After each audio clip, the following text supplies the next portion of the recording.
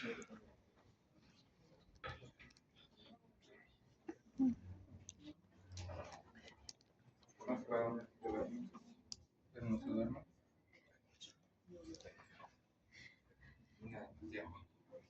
a comenzar las pláticas conmigo. Está prohibido grabar.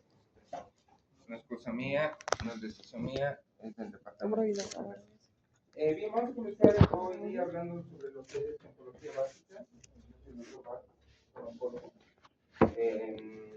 Y les voy a dar las primeras apreciaciones que ustedes van a tener frente a esta enfermedad, que obviamente en las materias previas que he llevado probablemente ha sido un poco superficial, pero lo vamos a ir profundizando, porque es una de las enfermedades que más va a evolucionar en este ciclo, con lo cual ustedes tienen que estar completamente empapados de lo que es esta enfermedad. Cuando utilizamos el término cáncer, estamos hablando de un conjunto de enfermedades, no solo de una enfermedad. No es como decir una gastritis, un pólipo en la vesícula, no. Estamos hablando de un conjunto de enfermedades porque conforme vayamos avanzando el día de hoy van a ver que esto se origina por la mutación de una célula de nuestro cuerpo. Con lo cual y de paso en un grupo. Con lo cual tenemos una infinidad de tipos de cáncer porque depende del tipo de célula de nuestro organismo. Entonces puedo tener una célula de cartílago contra un condrosarcoma, claro que sí, una célula de la sangre, una leucemia, una célula de los ganglios, un linfoma, una célula del hueso, un osteosarcoma. Significa que la célula que mute es la que, dependiendo de su origen, va a dar origen a esta enfermedad. Con lo cual tenemos una infinidad de subtipos, o tipos, mejor dicho, de cáncer, con lo cual hablar de signos y síntomas en general va a ser un poco difícil, como lo vamos a ver, ¿no? Nosotros entendemos esto y con lo cual tenemos que recordar que absolutamente todas las células de nuestro organismo cumplen una función, con lo cual tenemos que recordar un poco de bioquímica y de fisiología, porque todas estas células para cumplir su función requieren de energía que generalmente la obtienen de la mitocondria, ¿recuerdan? Y la información para la función que van a ejercer se encuentra en su código genético, ¿no? Una célula normal tendría que cumplir todo un ciclo normal. Como sabemos, nace, crece, se divide y muere. Pero cuando avancemos el día de hoy, van a ver que cuando se produce la mutación de uno de estos tipos de células, se olvida de lo que es la apoptosis o muerte celular programada. En pocas palabras, estaríamos hablando de una célula que cambia su función y se vuelve, entre comillas, inmortal. Lamentablemente, esta característica la pasa a sus hijas, nietas, bisnietas, o sea, todas sus descendencias. Cuando la pantalla no me deja ya, cuando estas células cambian, va a cambiar también su entorno. Lamentablemente hacen que todo lo que está alrededor de ellos también cambie y necesitamos sumamente recordar un poco de histología para determinar y recordar lo que es lo que va a pasar, ¿no? Cuando las células nacen, se dividen y envejecen, por ejemplo en el epitelio de la piel, se van descamando y vamos regenerando por células nuevas. Ese es el ciclo normal. Pero lamentablemente cuando hay esto que es la mutación, el crecimiento va a ser anormal y este crecimiento, si no se controla, si no se logra corregir, obviamente va a dar origen a una enfermedad maligna. Todos en este momento en esta sala, en algún momento en estas semanas, hemos tenido probablemente algunas células que no han cumplido la función para la cual estaban diseñadas. Pero no todos vamos a hacer cáncer. Pero tenemos también que tener en cuenta que hasta el día de hoy el origen de esta enfermedad como enfermedad es desconocido. Lo que conocemos son los factores de riesgo, un poco de cómo se genera, cómo avanza, cómo infiltra, pero lamentablemente hasta el día de hoy no sabemos por qué en algunos da y en otros no. Les doy un ejemplo. Yo puedo tener un paciente con cáncer de pulmón que nunca ha fumado en su vida. Ustedes dirán, no tuvo el factor de riesgo que es el tabaquismo, lamentablemente. ¿Cómo puede ser que ustedes tengan amigos, familiares que tengan tabaquismo de 20, 30, 40 años y nunca hacen cáncer de pulmón, ningún tipo de cáncer? Entonces, a eso es lo que nos referimos. Conocemos los factores de riesgo. Tabaquismo es factor de riesgo. Mascar coca, mascar tabaco, alergenos, virus, bacterias, como vamos a ver, son factores de riesgo, pero lamentablemente no todos lo hacemos. Entonces, ¿qué es lo que todavía no hemos logrado desentrañar dentro de lo que es la medicina? El por qué sí en algunos y el por qué no en otros. ¿Tenemos mucha información a lo que teníamos hace 30 años atrás? Sí, ha cambiado muchísimo el manejo de lo que son las enfermedades malignas en todo este tiempo y es una de las áreas que más cambia año tras año. Pero cuando yo hacía la residencia había ciertos procedimientos quirúrgicos que hoy en día ya casi están descartados y estamos haciendo procedimientos mucho más conservadores, entre comillas, algo que era impensable para el profesor. Pero todo va cambiando porque vamos aprendiendo de la enfermedad, tenemos acceso a nuevas tecnologías, hay aceleradores lineales, lo que antes eran cobalto, tenemos nuevas drogas de quimioterapia, tenemos acceso a equipos y insumos quirúrgicos que, por ejemplo, nos ayudan a hacer ganglios centinela, estudios de histopatología como la inmunohistoquímica, que vamos a ir viendo, que nos ayudan y nos refuerzan ciertas conductas que no necesitan ser tan agresivas como años atrás, ¿no? Cuando estas células no mueren, evidentemente, como toda su descendencia tiene esta característica, crean un acúmulo de células. Y este acúmulo de células se conoce como una masa o tumor. Cuando utilizamos el término tumor, estamos hablando de lesiones tanto buenas como malas. ¿Por qué? Porque el tumor benigno más frecuente del cuerpo son los lipomas, y son benignos, pero es un tumor. ¿Por qué? Porque es un acúmulo de células.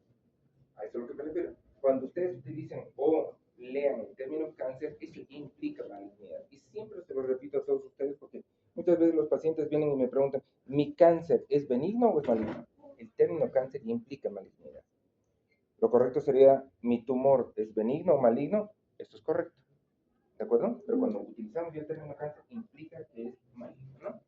Y generalmente, como les explicaba al principio, depende de la célula que mute como para que el patólogo al microscopio nos pueda orientar de dónde pudo haberse originado estas células. Y por eso vamos a tener ciertos prefijos en los informes de patología que nos pueden orientar. Por ejemplo, si es del músculo, un miosarcoma. Si es del hueso, un osteo. Si es de un epitelio glandular, adeno. Si es de un epitelio plano clasificado, epidermoide. O sea, tenemos términos que el patólogo nos va a orientar para que nosotros podamos buscar el origen de esta enfermedad, ¿no? La causa, podemos conocer los factores de riesgo que vamos a avanzar hoy día, pero la causa o el origen es hasta el día de hoy desconocido. Los factores de riesgo los vamos a ver, como lo decimos acá. Por ejemplo, estilo de vida, factores ambientales, factores laborales, contaminación ambiental, virus, bacterias, alteraciones hereditarias, alteraciones genéticas, todo eso condiciona hasta, como yo le digo, sea una secuencia de eventos que lamentablemente en algún momento va a desencadenar en el origen de una de estas enfermedades, ¿no? Y aquí viene una clave. Las células malignas tienen un metabolismo mucho más rápido que una célula normal, significa que crecen más rápido, se dividen y crecen más rápido. Con lo cual hay un factor y un patrón que se va a repetir en todos los pacientes oncológicos, que es la disminución de peso. Y como le explicamos, como las células que están mutando no mueren, y esto lo heredan sus descendencias, necesitan aporte energético. ¿Y de dónde creen que lo tienen? Del huésped, del paciente.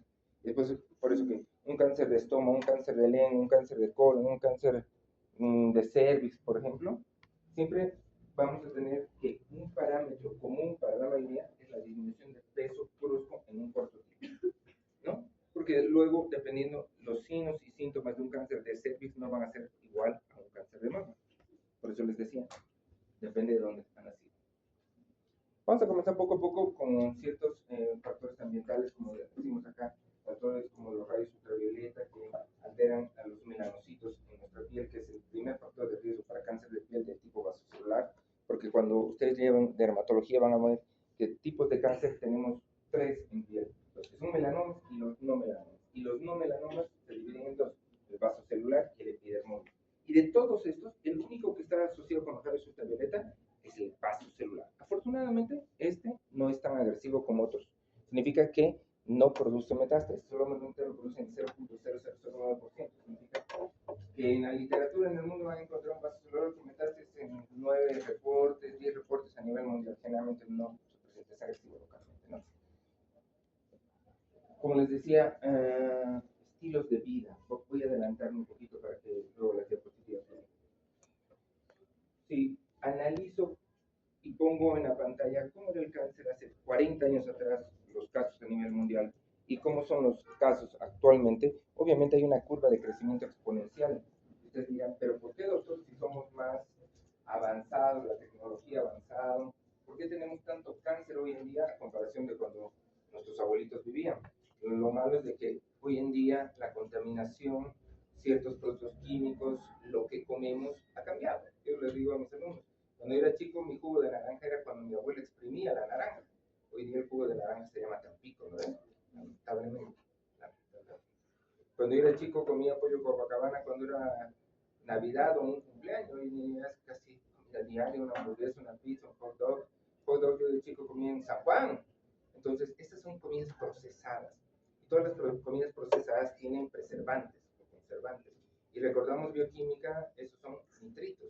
Los nitritos en contacto con el ácido clorhídrico producen nitrosamidas. Y las nitrosamidas son precancerígenas. Entonces, el análisis retrospectivo es porque hemos cambiado la forma en que vivimos. Hoy en día se fumaba antes, en la época del 70, un factor de riesgo para cáncer de pulmón es el tabaquismo. Hoy en día, ¿qué es? Los vapes. Lamentablemente, es el estilo de vida. ¿Y quiénes son dueños de las empresas de vape? Las mismas tabacaleras. O sea, solamente han cambiado de rubro, siguen siendo los mismos. Lamentablemente, hemos peleado tanto sobre las leyes para que las cajetillas traigan mensajes, que anuncien con letras, con imágenes, que son factores de riesgo, pero hoy en día a cualquiera le venden un vape. No tiene ningún anuncio, ninguna advertencia de todos los daños que se están generando por el vape. Ustedes lean, vean cuánto poco. Lo que pasa es que el vape generalmente se está utilizando hace un par de años. El vape se originó cuando en Estados Unidos trataron de hacer un equipo en el cual se desteten los pacientes que eran adictos a la nicotina. Entonces, los primeros vapes que se crearon eran con sustancias con porcentajes de nicotina. Entonces, tú eras adicto a la nicotina y te daban un vape con que tú ibas bajando la dosis de nicotina, tu aceite, que le ponías en el vape. Entonces, tú comenzabas con 75, por ejemplo, por ciento de nicotina, y conforme pasaba el tiempo, tu médico te iba disminuyendo la dosis hasta que ya no sentías esa necesidad de fumar. Lamentablemente, luego ya se volvió moda, le pusieron olores, sabores, diseños bonitos, muy llamativos, y lamentablemente hoy en día es uno de los problemas de salud pública que nos va a traer grandes consecuencias a futuro. ¿Han escuchado hablar lo que es el pulmón en popcorn? Es lo último que se está hablando de efectos colaterales de los vapes. Y obviamente el cáncer de pulmón va a tener mucho que ver. Entonces, ese estilo de vida ha condicionado a que tengamos más cáncer. Antes de la época del 80, cuando se hablaba de SIDA, el VIH, era una rareza antes del 80. Pero con la moda y todo lo demás, hubo un boom de resurgimiento del VIH en la época del 80 y comenzó a asociarse con un cáncer que era una rareza en ese entonces, el sarcoma de Kaposi. El sarcoma de Kaposi antes del SIDA era un cáncer de los más raros en el mundo. Hoy en día está de la mano con los pacientes que tienen VIH. Muchos de los pacientes que tienen VIH vienen a la consulta por el sarcoma de Kaposi, que es un tumor maligno de partes blandas, y cuando vemos el sarcoma de Kaposi, pedimos el estudio de VIH y lo confirmamos con un Western blot. Lamentablemente es nuestra realidad. Entonces, por ejemplo, estos virus que han comenzado a repuntar, lamentablemente también han hecho que ciertos cánceres vayan a la par en el crecimiento, ¿no? Luego, por ejemplo, ¿cuántos de ustedes están vacunados para la hepatitis con todas sus dosis? Me falta una dosis. Una dosis. ¿Y el refuerzo? Sí, el refuerzo. ¿Y el resto está vacunado? Ustedes están en el área médica. Una aguja, un bisturí, una tijera, se pueden contagiar de hepatitis B o C. Es más viral, es más contagioso que el mismo VIH. Y lamentablemente es el primer factor de riesgo para cáncer de hígado. Este virus hace que el hepatocito mute y colisione con un cáncer de hígado. Entonces, si nosotros que estamos en el área médica no creamos conciencia y no estamos vacunados, imagínense la población en general. Es complicado, ¿no? Es nuestro entorno. Luego, por ejemplo, el papiloma virus humano es el virus más asociado a cáncer en todo el mundo. La OMS lo ha catalogado el cáncer de cuello del útero como una enfermedad de transmisión sexual, porque lamentablemente este virus se transmite por contacto sexual. Con lo cual, hoy en el mundo, el estudio del cáncer de cuello uterino ha cambiado muchísimo porque tenemos que ir de la mano con la captura híbrida o la reacción cadena de la polimerasa, aparte de la colposcopía, para determinar si hay presencia o no de las cepas 16 y 18, que son las cepas más virulentas del HPV, que estarían relacionadas con el origen del cáncer de cuello uterino. Pero ahora otra pregunta, ¿cuántas de ustedes, las chicas, están vacunadas contra HPV? Estamos fritos, ¿no es?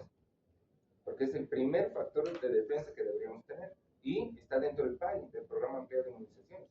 aunque sea la vacuna, la bivalente, porque cuando veamos otro día cáncer de cuello uterino, vamos a ver que la primera vacuna que salió es la bivalente contra las cepas 16 y 18, luego salió la tetra, y actualmente tenemos la Gardasil 9 contra 9 tipos de HPV. Entonces nosotros, lo vuelvo a decir, tenemos que adquirir conciencia y nosotros ser el ejemplo, ¿no? Entonces es por eso que les voy haciendo ciertos comentarios para que ustedes puedan entender por qué todo esto ha cambiado. Porque ahora es una enfermedad, es una emergencia en salud pública, cosa que antes cuando nosotros éramos chicos, en mi generación, era una rareza. Cuando yo estudié igual que ustedes y veíamos cáncer, o sea, no había una cátedra como hay ahora, que vemos, por ejemplo, en cirugía 2, vemos oncología básica. Antes, cuando yo estudié en esta misma universidad, no existía eso. Pero tuvo que haber un cambio y ojalá que en el próximo diseño curricular se aumente la cátedra de oncología, como otras universidades ya lo tienen. ¿Por qué? Porque deberíamos estar preparados porque es la primera causa de muerte en el mundo, por encima de las cardiovasculares, que eran la primera causa activa, ¿no? Tener en cuenta que como es la mutación de tu propia célula, es una enfermedad que no es contagiosa. Si yo toco un tumor, me corto y la sangre de mi mano toma contacto con la sangre del paciente, no es contagioso, porque es dependiente de las células del paciente. Entonces no es una enfermedad contagiosa. Pero ustedes me dirán, doctor, yo vi en Animal Planet que hay un cáncer contagioso. Eso es cierto. Eso es cierto. Hace un tiempo los demonios de Tasmania estaban al borde de la extinción y no entendían por qué en Tasmania. Y fueron a estudiar por qué morían los demonios de Tasmania y comenzaron a ver que tenían... ¿Por qué les dicen demonios de Tasmania? Porque son increíblemente agresivos. Por eso es nuestro temor. Si no, sería bolifrista, ¿no? Nada más. Pero bueno, ya saben de qué tipo son. Se vio que la conducta era de que comenzaron a hacer unos tumores de partes blandas de la cara. Entonces, cuando un león, un demonio de Tasmania se veía con otro, lo mordía porque era su instinto agresivo y se contagiaba de este sarcoma de partes blandas. Era el primer caso en el mundo registrado en los animales que podía haber un contagio a través de las mordidas de estos pequeños animales. Entonces, ¿qué hicieron? Tuvieron que sacrificar a todos los demonios de Tasmania que tenían tumores en la cara para controlar la desaparición de este animal en el mundo en general. Y se logró controlar, ¿no? Entonces, como les decía, los signos y síntomas van a ser muy diversos, ¿no? Entonces, por ejemplo, voy a tener un bulto o una masa en cualquier parte del cuerpo. Hablaremos de lo más común, mama. Entonces, cuando yo sepa que estoy hablando de una masa y piense que es un tumor maligno, a mi mente tiene que venir que es una célula que ha mutado y que toda esa masa de tumor son miles de millones de células. Porque imagínense, en 5 milímetros por 5 milímetros de tumor hay 6 billones de células malignas. Imagínense, 6 billones. 6 billones que tienen un crecimiento mucho más rápido y que necesitan mucho aporte energético. Entonces, imagínense cómo va a estar el paciente con un tumor de 10 por 10 centímetros en la mama. Obviamente flaco, ¿no? Flaquísimo. Flaquísimo. ¿Por qué? Porque esas células se alimentan del cuerpo. Luego, cuando vean dermato, siempre tenemos que tener en cuenta que cualquier herida que se tenga en la piel, ¿recuerdan el concepto de sintomático respiratorio?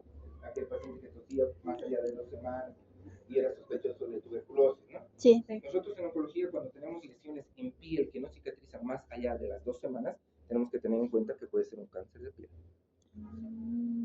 Porque ya debería cicatrizar, si no hay un efecto externo, ¿no? Sí. Es para tener en cuenta, por eso dicen lunar o nevo con cambio verruga allá. Ustedes todavía no han llevado dermato, ¿no? Hemos llevado. ¿Ya han llevado? Sí. Han visto la semana del lunar, el ABCD de los lunares, Sí. hacen asimetría, bordes, color, diámetro y tamaño, ¿no? Todo eso. Entonces, hoy en día, si tengo un paciente que me dice, tengo un lunar y ustedes ven que tiene, mide más de 6 milímetros, tiene áreas más oscuras, más claras, entonces no cambia en el tiempo, por el contrario, crece asociado a prurito, entonces es un factor para que ustedes sospechen de que puede ser un cáncer, ¿no? Las heridas que no sanan, tos o ronquera. A ver, aquí les explico. Esto me adelantaré porque lo voy a decir más tarde. Cuando nosotros tenemos un cáncer y esta célula ha mutado, va a tener la característica de que va a secretar dos enzimas, las citoquinas y las proteasas. Lamentablemente estas dos hacen que el tumor pueda invadir los tejidos adyacentes. Y hay una cosa sumamente importante histológicamente hablando, que es la membrana basal que tienen todos los tejidos. Por encima de la membrana basal no hay vasos sanguíneos ni linfáticos, solamente por debajo. ¿Recuerdan histología? Membrana basal, todo arriba, y recién por debajo de la membrana basal están los vasos sanguíneos y linfáticos. Entonces, cuando una célula muta y se encuentra por encima de la membrana basal, se conoce como un cáncer in situ, significa que está en el lugar. ¿Y por qué les decimos in situ? Como no ha roto la membrana basal, no tiene posibilidad de ir a otro lugar. Porque ¿por dónde va las células malignas a otro lugar? O por vía linfática o por vía hematógena. Entonces, cuando el tumor rompe la membrana basal gracias a estas citoquinas y proteasas, ya no se llama in situ, se llama invasor. Y al ser invasor, ya también invade los vasos sanguíneos y linfáticos y a través de estos vasos envía células que van a otros lugares. Si es por vía linfática, a los ganglios, y si es por vía hematógena, a cualquier parte del cuerpo. Pero existen dos órganos que son como filtros en la sangre: el pulmón por la oxigenación y el hígado por el metabolismo.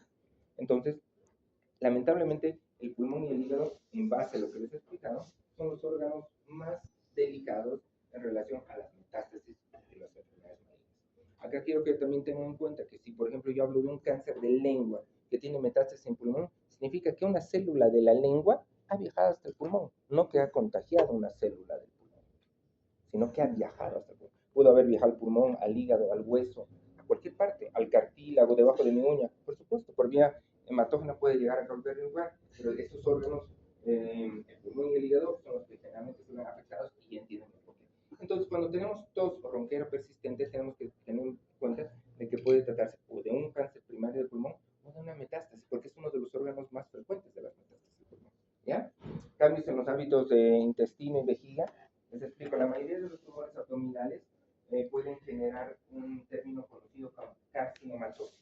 La carcinomatosis significa que el tumor se ha diseminado dentro de la cavidad abdominal, con lo cual puede haber bridas, adherencias, si el tumor es del colon, recto, intestino delgado, generalmente son crecimientos endoluminales, puede tener obstrucción intestinal, como vamos a ver cuando veamos cáncer de cuello del útero, el tumor sale del cuello del útero y aplasta el uréter, entonces voy a tener un ahogamiento ureteral con hidronefrosis, como lo vamos a ver en otras clases. Entonces quiero que me entiendan que el comportamiento, ¿por qué creen que la gente le tiene miedo al cáncer? Porque es una enfermedad agresiva.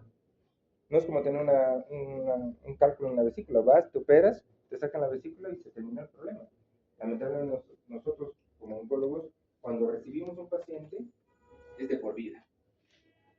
¿Por qué? Porque lo puedo operar, le puedo dar quimioterapia, le puedo dar radioterapia, pero nunca le voy a dar de alta porque sé que tiene mayor riesgo de cáncer, entonces lo tengo que tener control de por vida. Con lo cual, imagínense, la consulta de oncología siempre va a ser llena, siempre, porque nuestra población vegetativa es en aumento. Paciente que llega, paciente que se queda con nosotros, solo se va de alta cuando fallece, para que no entiendan. Cambios de peso, ya saben por qué. Es un crecimiento metabólico mucho más rápido y la energía la obtiene de la glucosa del paciente. Y luego les voy a explicar eso. Porque hemos recordado con mi grupo que generalmente todas las células de nuestro cuerpo a través de la mitocondria obtienen la energía a través del ciclo de Krebs, ¿no es? Y todos nuestros hermosos ATPs. Pero no es la única vía para obtener ATPs. La otra vía se llama bioquímica, segundo año. No hable mi grupo. La vía del lactato. Te va con el piruvato. Sí. Pero que lamentablemente te da solamente 2 ATPs. En cambio, el ciclo de Krebs, ¿cuántos ATPs nos da? Sí. Hasta 60 me dicen por acá. No me hagan pues sufrir. Sí. Yo llego lento. Ya. Les voy a explicar más adelante. Pero es importante también recordar bioquímica. Eso lo vamos a tener en cuenta. Perdón. Hemorragias o secreciones no acostumbradas. Aunque no me crean, la primera causa de consulta en un país de primer mundo, por ejemplo, para cáncer de mama, es un control. Significa que la paciente viene asintomática y con su mamografía de control lo encuentra. En cambio, en nuestro medio no es así. En nuestro medio la paciente viene porque se palpó una más. Significa que nunca ha ido al control y ha tenido que pasar todo el tiempo para que crezca el tumor y la paciente lo pueda palpar. O se ha visto al espejo y hay una asimetría, una depresión, una amplificación del pezón, miles de cosas. Lamentablemente, ya eso no va a ser inicial. Y en cáncer de cuello uterino, la primera causa en Estados Unidos y en Europa de diagnóstico es un control de Papa Nicolau y de, por ejemplo, captación híbrida del HPV. En cambio, en nuestro medio, la primera causa de control de un cáncer de cuello de útero es sangrado. Entonces, si el tumor está sangrando y la paciente viene con sangrado, obviamente no lo vamos a encontrar inicial. Nuestra realidad es completamente diferente. Nosotros tenemos cánceres muy avanzados y el hospital de clínica muchísimo más, porque la población de cada seguro es diferente. Por ejemplo, la banca, yo trabajo en la banca privada también, y habré visto en todo el tiempo que trabajo, a ver, unos 6, en estos 2 últimos años, unos 6 cánceres de cuello de útero, en un seguro grande como la banca privada. En cambio, tienen cáncer de mama a montones. porque son nivel socioeconómico medio alto. En cambio, en el hospital de clínicas la primera causa es cáncer de cuello uterino porque es nivel socioeconómico bajo. Eso sí, hay que tener en cuenta. Hay ciertos cánceres que afectan más a niveles socioeconómicos bajos. El cáncer de cuello del útero es el primero, catalogado como una enfermedad de país en vía de desarrollo, no por querer decirlo de tercer mundo, lamentablemente asociado a niveles bajos de educación, niveles deficientes de atención primaria y obviamente a promiscuidad y a falta de educación. ¿Cómo se trata? Es multidisciplinar el tratamiento del cáncer. Hemos visto que es una célula que muta, que crece, que infecta, que disemina todo. Entonces, dentro del área oncológica, vamos a tener en cuenta que cuando el tumor está solamente en el lugar donde ha nacido, podemos tener opciones de tratamiento del lugar. ¿Qué quiero decir? Por ejemplo, la cirugía es un tratamiento del lugar, donde opero. Por ejemplo, si yo voy a operar un cáncer de mama, no tiene que ver enfermedad a distancia, porque si no, no tendría sentido. El primer precepto del tratamiento quirúrgico en cualquier enfermedad neoplásica es no dejar enfermedad, porque si no, no tiene sentido. A no ser, hay excepciones que luego les voy a comentar. El precepto es que se opera un paciente para dejar márgenes libres. Saca uno el tumor rodeado de tejido sano para que tengamos una buena respuesta.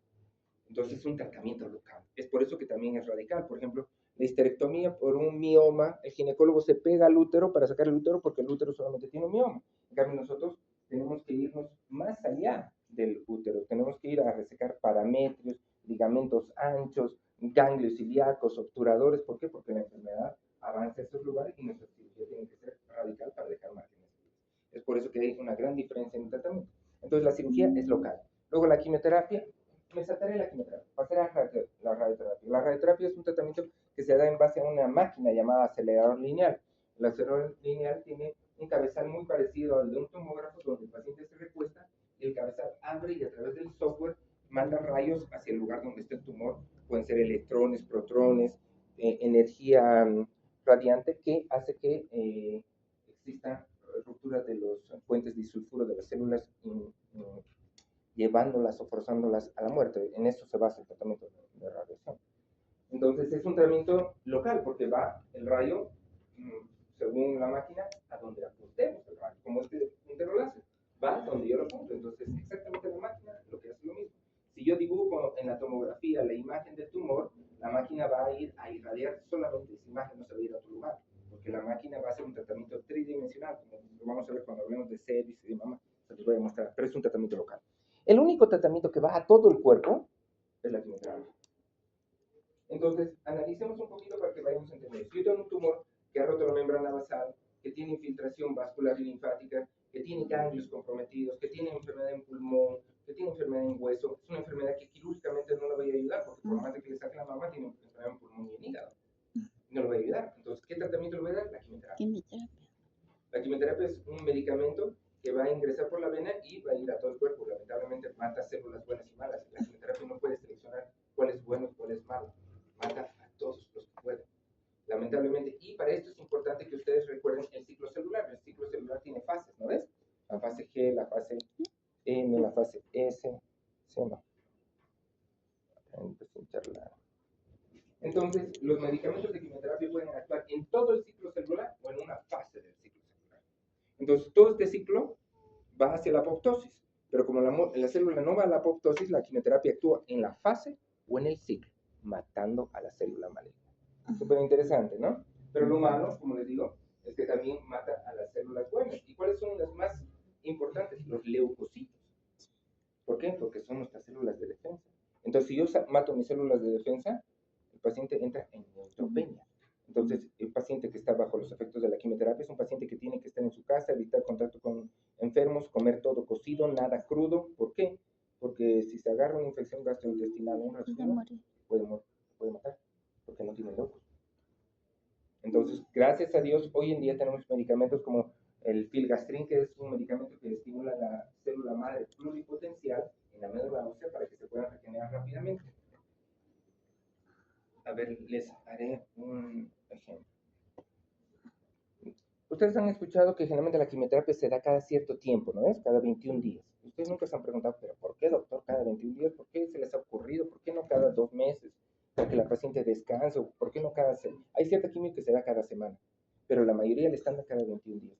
Damos cada 21 días porque 21 días es el tiempo que la célula sana de nuestro organismo, que no está contagiada con enfermedad maligna, logra recuperarse. En cambio, la célula maligna le tarda más tiempo en recuperarse. Entonces nosotros queremos volver a atacar esa célula antes de que se recupere completamente de la enfermedad. Y hay un punto de inflexión crucial, que es el día 14. Significa que cuando tú le colocas la quimioterapia, al día 14 es donde peor se van a encontrar las defensas. Por eso van a ver que cuando se da quimioterapia, siempre el oncólogo clínico pide un hemograma a los 14 días. ¿Por qué? Porque quiero ver mi nivel de leucos y neutrófilos. Justamente porque esa es la parte más crucial, es la parte más peligrosa. Y si el paciente tiene leucos adecuados y neutrófilos, se espera el día 21 para darle quimioterapia. Doctor, ¿y qué pasa si tiene leucos bajos y neutrófilos? Utilizamos filgastrin para subirlos y acondicionarlos a que reciba quimioterapia. Es muy parecido a lo que nosotros veíamos en farmacocinética y farmacodinamia, que todos los medicamentos tienen que llegar a una máxima concentración plasmática para tener un buen efecto, puede ser antibiótico, analgésico, lo que sea. Y por eso hay ciertos medicamentos que se dan cada 6 horas, cada 8, cada 12, una vez al día, para que se mantenga en su meseta o algo. Es muy parecido, nosotros damos quimioterapia y no queremos que el paciente pase de los 21 días porque si no nuestro efecto baja y nuestra eficacia baja. Significa que si un paciente sigue el tratamiento de quimioterapia exactamente cada 21 días, el efecto de la quimioterapia va a ser mejor. Pero si el paciente es irregular, vuelve después de un mes y medio, o se pierde un mes, 2 meses y vuelve, obviamente el efecto de la quimioterapia no va a ser. Y no estamos hablando de que va a pasar algo bonito, lamentablemente la enfermedad progresa. Luego hablamos de tratamiento hormonal y tratamiento biológico.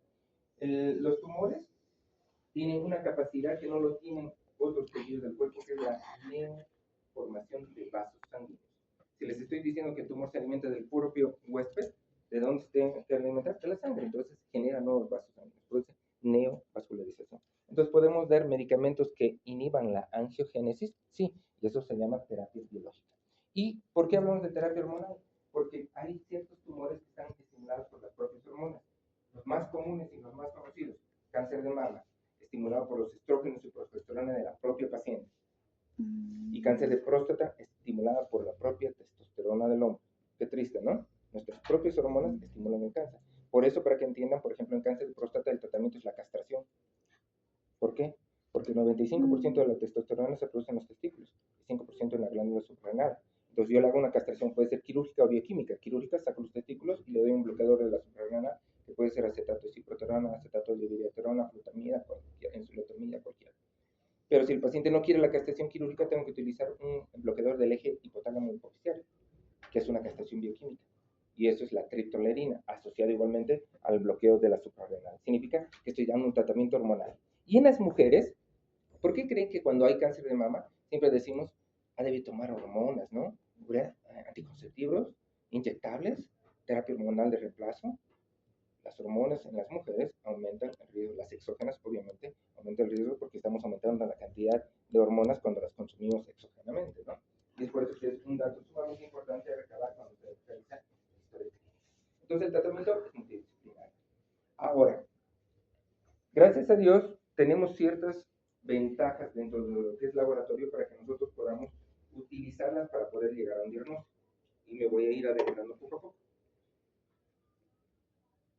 Puedo tener una tomografía, puedo tener una resonancia, puedo tener cualquier estudio de gabinete que me diga esto es compatible con un cáncer, claro que sí, pero no va a haber diagnóstico de enfermedad maligna sin biopsia. Eso quiero que me entiendan. Excepto ciertos lugares, en cerebro, no voy a abrir el cerebro, tomar una biopsia y volver a cerrar y esperar resultados, volver a abrir, ¿no? Ahí tengo que operar directamente. O en ovario, que les voy a explicar después por qué. Hay ciertos lugares donde no puedo tomar biopsia. En retina, por ejemplo, puedo tomar una biopsia, un retinoblastoma, imposible. Pero en general, en el macro, cuando ustedes, por ejemplo, tienen un cáncer de mama, un cáncer de cervix, un cáncer de próstata, un cáncer de estómago, colon, lengua, labio, pulmón, laringe, esófago, lo que sea, tenemos que tener una biopsia para decirle al paciente, informarle que tiene un cáncer. Porque si ustedes solamente lo informan basado en una tomografía y se equivocan, porque por ejemplo la tuberculosis es la gran imitadora, ¿no ven? La tuberculosis se parece a todo. Tengo pacientes que vienen con supuesto cáncer de laringe y es tuberculosis laringe. Pacientes que vienen como escrófula, mire, como linfoma y termina siendo escrófula. Escrófula es la tuberculosis ganglionar. cáncer de mama y termina siendo tuberculosis de mama o mastopatía, mastitis granulomatosa, que es muy parecida, tiene las células de la. Entonces, nunca, por favor, me tomo el tiempo de explicarles, nunca debemos decirle al paciente que tiene cáncer sin un estudio de biopsia, porque ustedes se van a ver expuestos a un posible juicio si fallan. Y hoy en día, lamentablemente, nosotros como profesores les tenemos que enseñar a cuidarse, porque estamos muy al pendiente de cualquier denuncia de mala praxis o negligencia médica. Ustedes tienen que estar sumamente preparados. Hoy en día no hay forma de que ustedes digan, yo voy a ser dermatólogo y no me van a hacer un juicio. Te lo van a hacer porque vas a ver un lunar y al final va a ser un melanoma. El paciente te lo puede hacer. No, yo voy a ser psiquiatra. El paciente va a venir y te va a decir que los medicamentos que te estás dando no le hacen nada y te va a hacer un juicio. Lamentablemente estamos expuestos en cualquier tipo de especialidad y tenemos que aprender a cuidar. Y para cuidarnos tenemos que aprender a escribir. Porque cuando ustedes tengan una denuncia, la única forma que se van a defender es con la historia clínica. Porque el abogado y el fiscal van a pedir la copia de la historia clínica. Y si ustedes lo han escrito, se han salvado. Pero si dicen al fiscal, no, es que yo dije que era así, ¿dónde está? ¿Está escrito? No está escrito. Y por eso ustedes ya llevaron una teórica sumamente importante. Consentimiento informado. En las primeras. Ese es un documento médico legal que jamás debe faltar en una historia clínica cuando el paciente lo trata. Y hay que poner absolutamente todo, desde que puede haber dehiscencia, infecciones, sangrado, posibilidad de reoperación, lo que sea. Pero tiene que estar escrito, porque si no está escrito y se complica la cirugía, van a ir a juicio, y si no está escrito, van a tener las enfermedades.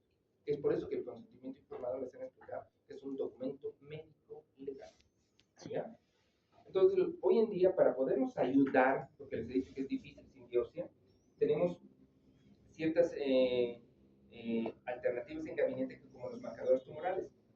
Los marcadores tumorales tienen un concepto bien sencillo, que son sustancias producidas por el organismo en presencia de una célula maligna o producidas por el propio tumor. Eso es un marcador tumoral. Pero lamentablemente no todos los cánceres tienen un marcador tumoral. Por ejemplo, doctor, ¿tenemos marcador tumoral para cáncer de seno maxilar? No, no existe. Para cáncer de lengua, no, no existe. Para cáncer de cerebro tampoco. Para cáncer de próstata, sí. El PSA. Para cáncer de colon, el CEA. Para cáncer de testículo, AFP, beta-CG. Para cáncer de vía biliar, CA19-9. Significa que para ciertos cánceres tenemos marcadores tumorales. Entonces, dependiendo de la anamnesis, del examen físico, del estudio de gabinete que uno realice, puede pedir un marcador tumoral que nos va a ayudar a orientar nuestro diagnóstico. Pero acá quiero que recuerden algo que nos enseñaron en salud pública: sensibilidad y especificidad. ¿Recuerdan que nos han enseñado? Y lo odiábamos. Los marcadores tumorales son sensibles pero no específicos. ¿Qué significa eso, doctor? Que frente a la presencia de una célula tumoral, el marcador tumoral sube, pero no es específico, porque también las infecciones o inflamaciones lo pueden subir. Y ustedes dirán, entonces no pido, tienen que pedir. Por ejemplo, con mi grupo hemos visto que teníamos un paciente con cáncer de tiroides, que su marcador tumoral es la tiroglobulina cuando es derivada de la célula folicular. Ustedes van a ver en el siguiente ejemplo tumores de cabeza y cuello, y van a ver cáncer de tiroides, por eso me adelanto. Entonces, controlamos a los pacientes con la tiroglobulina, y era un paciente operado hace 2 años, que en su anterior control tenía una tiroglobulina de 0, porque si has sacado la tiroides, no tienes por qué tener marcador tumoral. Y en su control que vino era una paciente joven, ¿no? De 18 años. Y su tiroglobulina estaba sumamente elevada. Y tenía una ecografía que decía daños. Entonces, ¿qué me está diciendo esto? Que es recurrencia. Entonces, el marcador tumoral te ayuda como para orientarte en el diagnóstico, pero lo más importante, para el seguimiento posterior al tratamiento. Y también para ver la respuesta al tratamiento. Les doy otro ejemplo. Yo tengo un cáncer de ovario con 900 de CA 125. La opero, le doy quimioterapia y baja a 300. Significa que tiene una buena respuesta a la quimioterapia. Y de ahí en sus controles vamos a ir controlando, porque tenemos que llegar a los niveles normales y posteriormente a controles y controlados con marcadores tumorales. Entonces los marcadores tumorales van de la mano en nuestro gabinete de estudios prediagnósticos. Tiene que ir. Hoy en día tenemos muchos. Aquí hay unos ejemplos: C125 para ovario, CA para cáncer de colon, el antígeno prostático específico del PSA para próstata, el CA15-3 para mama, la tiroglobulina para cáncer papilar de tiroides, la calcitonina para cáncer medular de tiroides. 2 marcadores para tiroides, porque hay 2 células. Recuerden que la célula tiroidea tiene un folículo, células que tapizan el folículo, que son las células foliculares. Y alrededor de los folículos teníamos las células C parafolicular. ¿Recuerdan histología? No recuerdan histología. Pero van a tener que recordarlo en su siguiente rota. Entonces, como les dije al principio, cualquier célula puede mutar, ¿no? Y en tiroides, les doy el ejemplo, tiene dos. Una que es la folicular y la otra la parafolicular. Entonces, tengo un marcador para la folicular, que es la tiroglobulina, y tengo la calcitonina para las células parafolicular. ¿Y por qué, doctor? Porque la célula folicular capta yodo a través de la iodoperoxidasa para formar monoyodo, diyodo y formar hormona tiroidea. Entonces, su marcador es la tiroglobulina. En cambio, la célula C parafolicular, ¿qué función cumple? Ay, esta me hace antojarla, doctor. ¿Qué función cumple la célula C parafolicular? La de secretar. No. Chicos, fisio. Es una teórica, no los voy a matar como a mi grupo que los destrozo.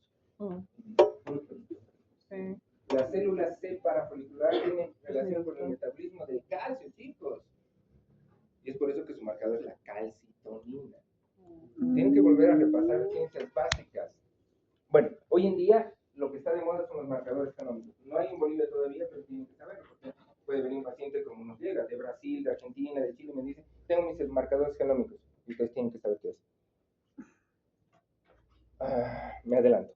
Nosotros tenemos nuestra información en nuestro ADN. Nuestro ADN es una doble hélice de bases pirimídicas, ¿no ves? Adenina con citosina, citosina con guanina, timina con guanina. Y cambiada por uracilo en caso de ARN, ¿no ves? Entonces son una secuencia de bases. ¿Cómo muta nuestra célula? Todo lo que les he dicho, virus, bacterias, radiación ultravioleta, estilo de vida, hacen que la célula mute. ¿Y dónde muta? En su código del ADN. ¿Y cómo muta? Cambiando una base, sustrayendo o aumentando una base, que son las tres formas más comunes de mutación de la célula. Entonces cambian su ADN. Entonces, esta célula ya perdió el sentido de lo que tenía que hacer. Su ADN ha cambiado y por eso se vuelve inmortal. Salta la apoptosis. Entonces, esos cambios en ese ADN, hoy en día se está haciendo lo que se llama liquid biopsy, que es lo que se está estudiando muchísimo hoy en día, que son las biopsias líquidas. ¿Qué significa esto? Que a través de las secreciones, saliva, sangre, orina, cualquier tipo de secreción, hoy en día se está logrando detectar esas alteraciones genómicas o en el cromosoma del ADN en estas secreciones. Es una belleza. Porque hoy día viene mi paciente, doctor, quiero hacer un estudio de sangre que me diga si tengo cáncer. Le hago todos los marcadores tumorales y va y le da un cáncer de cerebro que no tiene marcador tumoral y me dice negligencia. Porque no hay marcador para todo. En cambio, los estudios genómicos, como son, se va a lograr determinar la mutación del ADN, vamos a poder saber de dónde pudo haber nacido la célula o de dónde pudo venir esta mutación. Es una belleza lo que viene. De aquí a unos años, obviamente, el paciente va a ir, va a dar el brazo, que vamos a hacer un estudio de un marcador genómico y vamos a decir, tiene mutación genómica que da alto riesgo para cáncer de próstata. Antes de que tenga síntomas, ya lo vamos a estar detectando. Probablemente de acá a unos años mi trabajo ya no va a ser necesario. Pero bueno, pero es un avance abismal lo que estamos haciendo. Es abismal, es un salto increíble, porque detectar en secreciones una alteración genómica es un avance dentro de la oncología gigante, gigante, porque vamos a lograr lo que no hemos logrado en décadas, diagnosticar la enfermedad sin verla en un estudio de gabinete, porque siempre que diagnosticamos, usted tenía que ver en la ecografía, en las rayos X, en la tomografía o en la resonancia, ¿no? En la mamografía vemos la lesión, en el Papá Nicolau, la mutación en el PAP, pero en un estudio genómico probablemente solamente en secreción. Entonces, esto es lo que viene. Esta es la diapositiva que les daba el ejemplo de los prefijos que se pueden tener de acuerdo a la célula que muta, ¿no?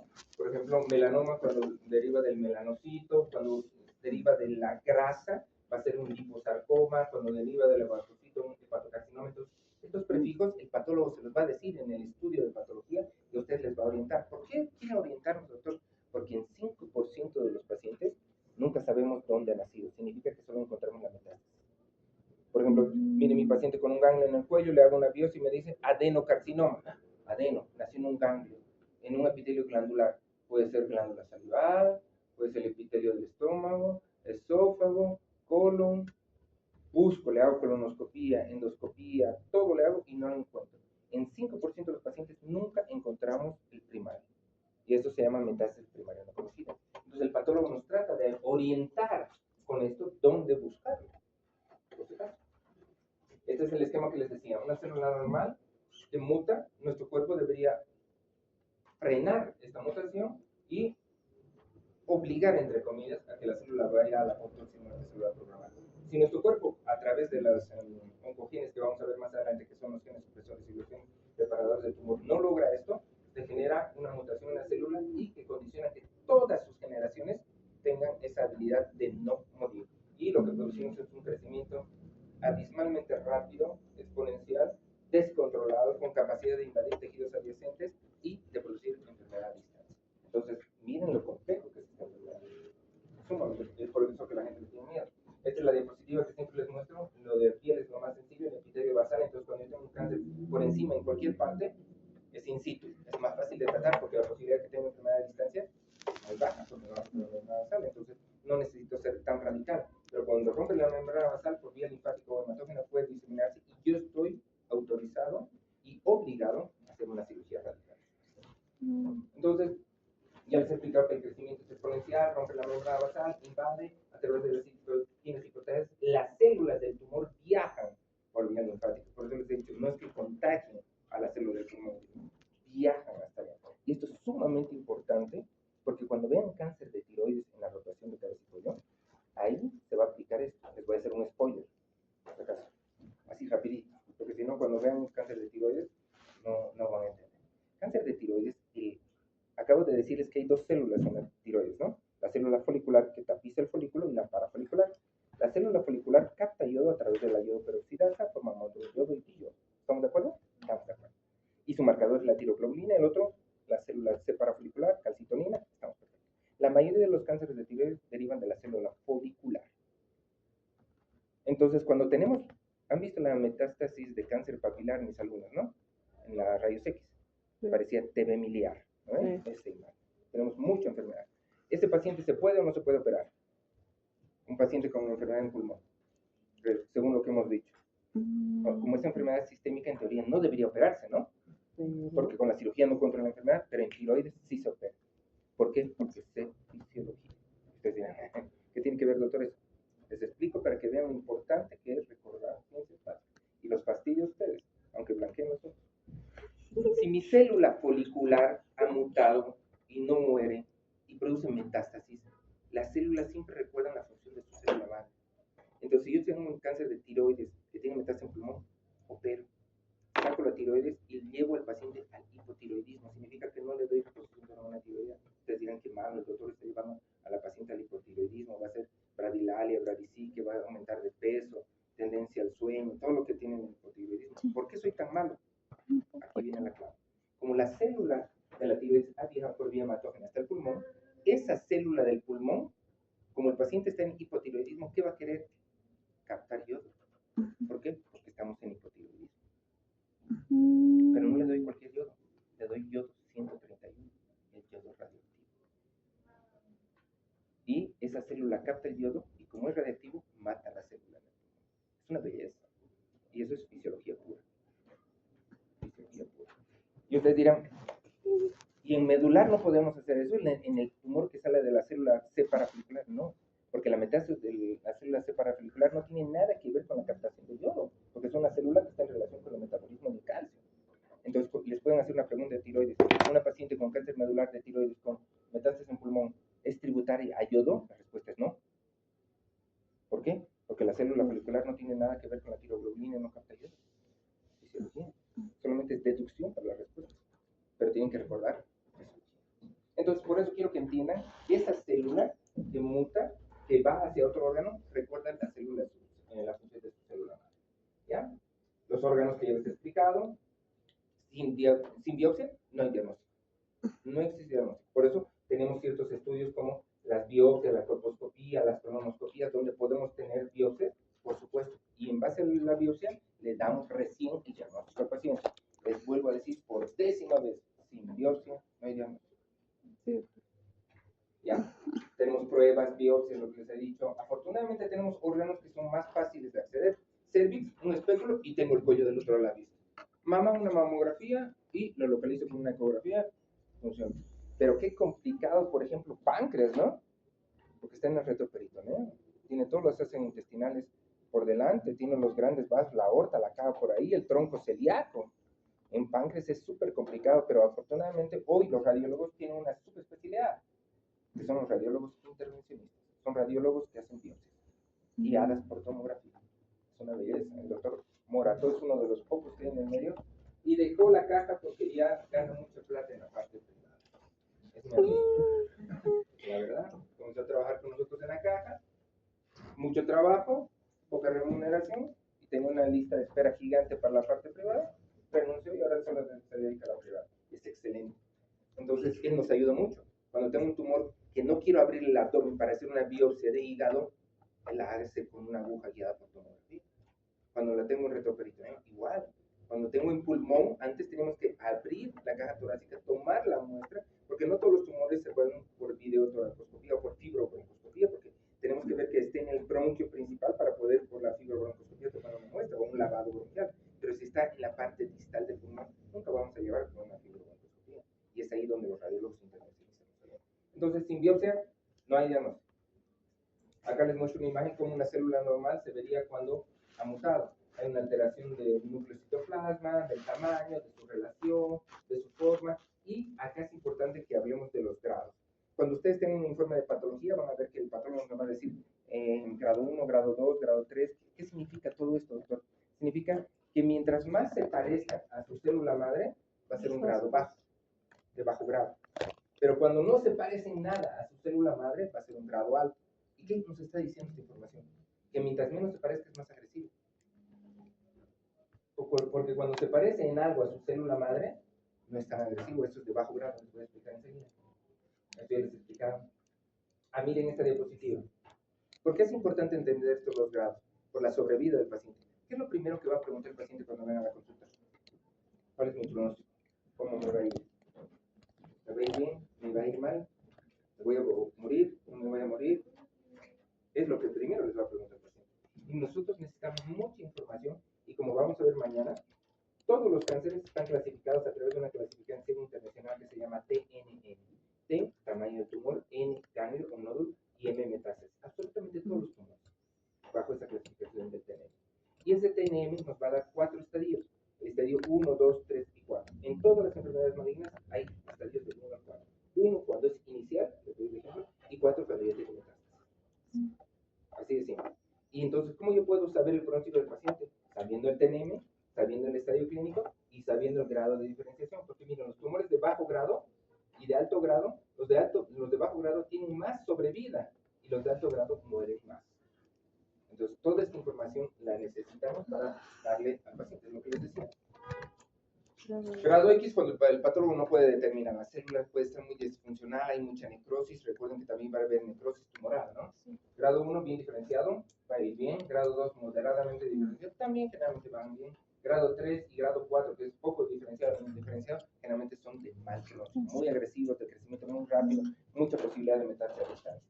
Y miren, grado 1, las células sí se parecen en algo a sus células madres. Sí. Relación núcleo-citoplasma, sí. Pero miren las de indiferenciadas, no se parecen casi nada. Es lo que les explico. La citología, el estudio al microscopio nos ayuda muchísimo en poder entender esta enfermedad. Es por eso que puedo tener 5 pacientes con cáncer de cervix y me van a decir, ¿por qué de estos 5, estos 3 se han muerto y esta no? Primero, porque puede ser que esta fue inicial, un estadio 1, y el resto era un estadio 3, 4 o eran de alto grado.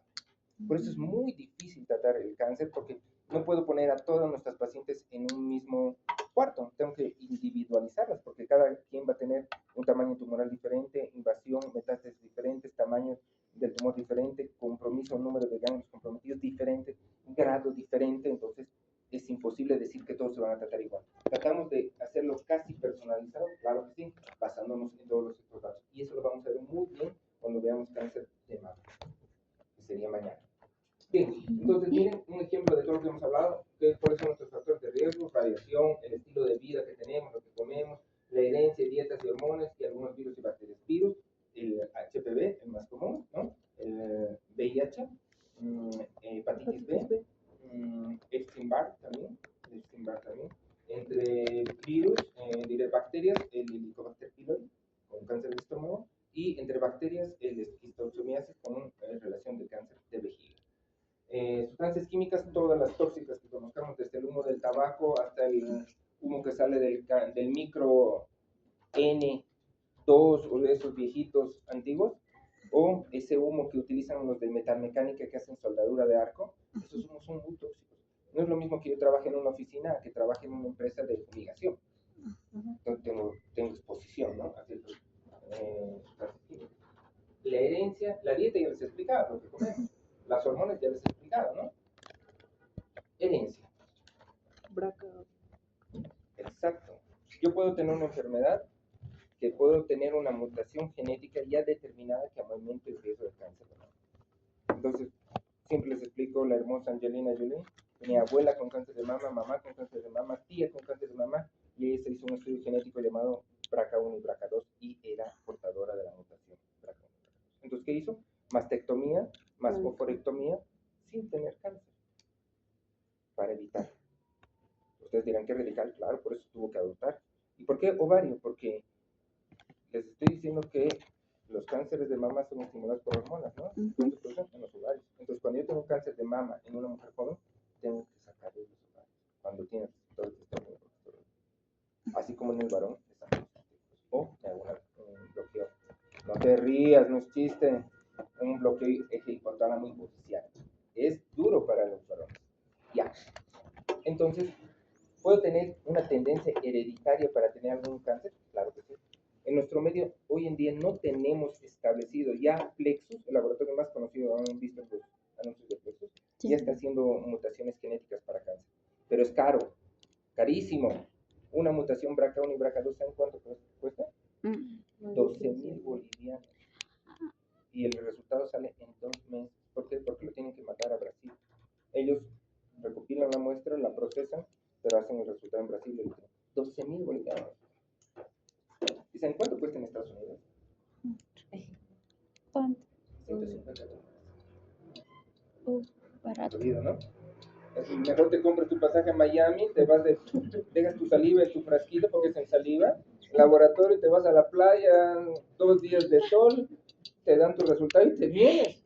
Vamos a pensar, voy a 500 dólares, ya 600. Te vas a quedar un fin de semana, ponle otros 300 dólares. Tu estudio, 200 dólares, casi 1,000 dólares. Esto cuesta 15,000 bolivianos. Te sale más a cuenta, ¿no? Pero por lo menos ya hay en nuestro mes. O sea, yo me pongo a pensar, hay gente que ha hecho eso, aunque no me creo. Hay gente que sigue en Estados Unidos, ha hecho su test genético, ha venido y se hace. Hoy día existe un término que se llama cancerofobia. La gente le tiene terror al cáncer, y más si somos médicos. Mañana voy a operar a una doctora, que su esposo es doctor, ella es doctora, tiene un cáncer de mama izquierda y quiere que le saque las 2 mamas porque tiene una lesión sospechosa en tomografía, pero que no se ve en mamografía, y el otro lado tiene biopsia de cáncer ductal de mama, y me ponen conflictos porque ha sido mi profesor, su esposo, y ella ha sido mi colega en el hospital, y le tengo que sacar las 2 mamas, una por cáncer y otra le voy a poner como reductora de riesgo porque tiene una tomografía en el otro lado, pero ya hay fobia, ya hay terror al cáncer dentro de nuestra área, porque conocemos cómo se puede desencadenar. Entonces puede haber tendencia hereditaria, pero acá hay otro dato más. Podemos tener, me quedan 2 minutos, podemos tener condiciones hereditarias que no generen cáncer, pero que aumenten el riesgo. Sí. ¿Recuerdan que les he dicho a mis alumnos? Sí. Por ejemplo, hay condiciones como la poliposis adenomatosa familiar, que es una condición hereditaria, pero que no es cáncer. Tú heredas eso dentro de tu familia y tienes más pólipos en el intestino, por eso se llama poliposis adenomatosa familiar. Pero, ¿dónde viene el punto de quiebre? Que el cáncer de colon nace más pólipos. Entonces, si tú tienes una enfermedad hereditaria que te aumenta los pólipos, Obviamente. te aumenta el riesgo de cáncer. Y otra de las enfermedades hereditarias que no están asociadas a cáncer son el seroderma pigmentoso. Es esa jiba que tienen los gorditos negritas acá en el cuello. Esos pacientes que son seroderma pigmentoso tienen ausencia de la P53. Y recuerdan que les he dicho que no todos hacemos cáncer, pero todos comemos a veces algo que no es muy bueno, o como es la semana de medicina, toman rones de bidón, unos licores con yupi, unos refrescos de colores fosforescentes. Confirmo. No sé qué toman en la semana de medicina, pero se matan. No lo miró. Pero no todos hacemos cáncer. ¿Por qué? Porque tenemos genes que también nos ayudan, que son los genes reparadores. El gen reparador del tumor es ese gen que va a ir y va a correr a esa cadena de ADN afectada y va a tratar de solucionar esa base periférica. Es un gen reparador. Pero cuando el gen reparador no puede actuar, viene el gen supresor, que suprime el aporte energético a la célula. y la trata de inducir sin que le demos el aporte energético a la fuerza, a la apoptosis. Entonces la P53 es un gen supresor. Entonces, si tú tienes una enfermedad como el Scleroderma pigmentoso que tiene la ausencia genética de la P53, obviamente tienes más riesgo de hacer cáncer. ¿Y cuál es el más frecuente? Como no tienes P53, lo que primero te va a hacer daño es el sol. Entonces, los pacientes con Scleroderma pigmentoso son pacientes de alto riesgo para cáncer de piel. Súper interesante, ¿no? Súper interesante. Entonces, toda esta base que les estoy dando hoy día, todo lo que hemos visto, cómo se comporta la enfermedad, cómo tenemos que ser, y que sabemos que hay un TNM, que hay un diagnóstico con biopsia, mañana lo vamos a desglosar cuando hablemos del cáncer de mama. Porque vamos a poner todo lo que hemos hablado hoy día, lo vamos a poner en práctica. ¿Por qué pido esto? ¿Por qué pido esto? Por esto. ¿Por qué mi tratamiento es este y este? Por esto. ¿Qué marcadores? ¿Cómo haría el estadio de la enfermedad? ¿Cómo es nuestro TNM? Por esto, por esto. Esta primera clase es la base, aunque no me crean, para poder entender todo lo que vamos a hablar, en especial cáncer de mama, cáncer de cervix. En el siguiente gran rote van a hablar cáncer de tiroides y cáncer de glándulas salivales. Entonces, esto que hemos hablado hoy día se va a aplicar a todas las otras teóricas o clases que vienen de oncología. Por eso es tan importante que lo recuerden. Les vuelvo a repetir por enésima vez. Sin biopsia, no hay diagnóstico. No, diagnóstico. Entonces, les hago una pregunta. Yo puedo hacer una pregunta en el examen. Una hipotética. Yo tengo un paciente, no te asustes. Ellos que se asustan. Yo tengo una paciente que viene con un Papa Nicolau que me dice compatible con cáncer de cuello del útero. Ya, ¿La opero o no la opero? dependiendo del grado. No. No. Nunca. Digamos Ya. esto en este libro. Sospechamos de un poco. ¿La Ya. opero o no la opero? Poniendo en práctica lo que les he dicho. Sí. Analicen A ver. lo que les he dicho hoy día. Se opera. Haz todos. No se opera. Porque la citología no es biopsia. ¿Cierto? 10 veces les he repetido. Ustedes dirán, doctor, entonces ¿para qué caramba hacemos citología? Ya les explico. ¿Por qué creen que hacemos Papa Nicolau? Porque así seleccionamos los pacientes que tienen Papa Nicolau normal para hacerles colposcopía y biopsia. Ya eso es operarlos. Acá hay una cosa, ustedes cuando vayan a hacer su año de provincia, los agarra de un puntazo, así les voy a decir porque no hay otra, porque les estoy enseñando. Si ustedes ponen un espéculo a un paciente en provincia y ven un tumor en el cuello del útero, los pateos se le hacen Papa Nicolau. Porque el Papa Nicolau se hace en un cuello que visualmente no tiene enfermedad. Estás haciendo una citología para ver si hay alteración y después poner un colposcopio que te va a magnificar el cuello del útero y vas a hacer un ácido acético, una prueba de Schill y vas a ver qué áreas son las ideales para una biopsia. Pero si tú estás viendo una lesión macroscópica, obviamente no se hace Papa Nicolau, se hace biopsia, porque ya la estás viendo. ¿Cuántas veces yo reniego en el hospital porque tengo un chancacón, un coliflor en el cuello del útero con un Papa Nicolau? Y después el Papa Nicolau muestra hemática, obvio, pues el tumor sangra, ¿no? Le haces el Papa Nicolau y todo es sangre. ¿Qué estamos haciendo? Perdiendo tiempo con el paciente. Y en oncología, el tiempo es el enemigo del paciente. Hay una norma, solo una norma escrita. Porque es muy difícil decir cómo se va a comportar el cáncer en velocidad en cualquiera de nosotros, porque eso se llama idiosincrasia. Todos nosotros nos resfriamos del mismo virus, él le va a doler la cabeza, ella no va a tener nada y ella va a hacer neumonía. ¿Por qué? Porque es una respuesta innata diferente de cada organismo. Entonces yo no puedo saber en quién va a ir rápido y en quién no. Pero la única recomendación internacional que tenemos es que cuando hacemos la biopsia de un tumor, mínimamente deberíamos hacer el tratamiento antes de que pasen los 30 días. ¿Por qué? Porque ya hemos manipulado el tumor. ¿Y por dónde se disemina el tumor? Vía linfática hematógena. Y al hacerle una biopsia no estoy dejando una herida que me da más riesgo de una diseminación hematógena. Por supuesto. Por supuesto, así sea una biopsia con aguja fina, así sea una biopsia core, una biopsia incisional, es la única recomendación que nos dan a nivel mundial de que cuando hacemos una biopsia y tenemos el diagnóstico, idealmente deberíamos estar dando el tratamiento, sea cirugía, sea quimioterapia, sea radioterapia, dentro de los 30 días después de la biopsia. ¿Ven? La citología no es biopsia. Les hice una pregunta y nadie la respondió. Y les dije 10 veces que sin biopsia no hay diagnóstico. Analicen. Igualito les hago a mi grupo. Y caen. Lo peor es que mañana se la va a cobrar con nosotros. Por supuesto que mañana me voy a cobrar con ustedes. Ya chicos, mañana vamos a ver. Yo les doy un consejo, como les doy a ellos. Siempre les digo a ellos una práctica antes, que es lo que deberían leer. Mañana vamos a ver mama. Entonces yo les recomiendo que repasen un poquito de anatomía de la mama, un poquito de histología de la mama, ¿ya? Para que puedan entender un poquito mejor lo que yo voy a decir y les va a servir mucho más la teoría. Hoy día han visto que es importante el fisio, entendemos cómo se comportan las células. Importante histo, porque si no, ¿cómo vamos a recordar la histología, las células, los epitelios y todo lo demás? Bioquímica. Vamos a ver que cuando hablemos de bioquímica, las células malignas viven en un entorno ácido. Y la pregunta es, ¿ciclo de Krebs se produce en un ciclo ácido? No, no es. Tiene que ser. Entonces, los tumores, ustedes, yo les explicaba a ellos, no quiero que me respondan ellos. ¿Por qué los tumores van por la vía del lactato y no por el ciclo de Krebs? Si lo más lógico es que vaya por el Krebs porque más ATPs te va a dar. Un dato es importante y no lo deben recordar. El lactato inhibe la P53. Entonces el tumor se va por el ciclo del lactato activando e inhibiendo la P53. Entonces las células tumorales no son tontas, son del tigre, son muy inteligentes. Sí somos. El chiquito del tigre. Exacto. Ah, no.